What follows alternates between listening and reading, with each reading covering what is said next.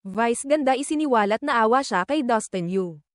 Matapos suportahan sina Clarice de Guzman at Shuvi Etrata, mukhang may panibagong set ng mga dating housemate mula sa Pinoy Big Brother.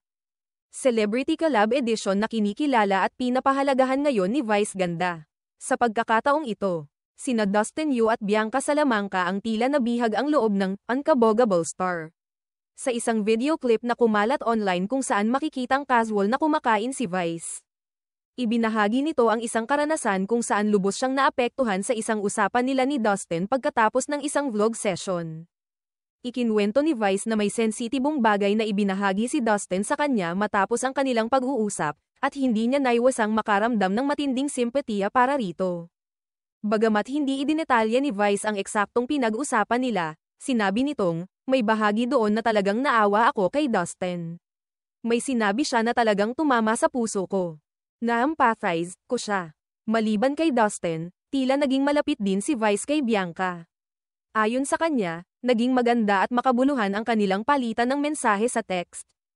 Nagka-text kami ni Bianca, at sabi ko nga sa kanya na sobra kong na-appreciate yung buong karanasan, lalo na yung usapan namin pagkatapos ng vlog. Hindi ko in-expect na magkakaroon kami ng ganong lalim na koneksyon, dagdag pa ni Vice. Sa kabila ng hindi pagbanggit ng detalyadong kwento ni Dustin. Kapansin-pansin na may bigat ang saloobin ni Vice sa kanyang sinabi. Maraming netizens ang nahikayat suportahan si Dustin matapos lumabas ang video at kwento ni Vice. Marami sa mga netizens ang nagsimulang magpadala ng encouraging messages sa dating PBB housemate. Dagdag pa rito, kasunod ng media conference ng GMA Network para sa ilang PBB alumni.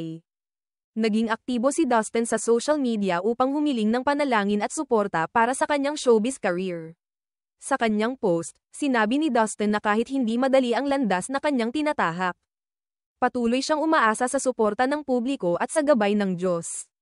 Hindi madali ang pagsisimula muli, pero sa bawat dasal nyo, napapalakas ang loob ko, wika ni Dustin sa kanyang social media account. Samantala, hindi rin nakaligtas sa pansin ng netizens ang tila lumalalim na suporta ni Vice ganda kina Dustin at Bianca. Na maaari umanong maging sunod na big stars na susuportahan ng host ng It's Showtime.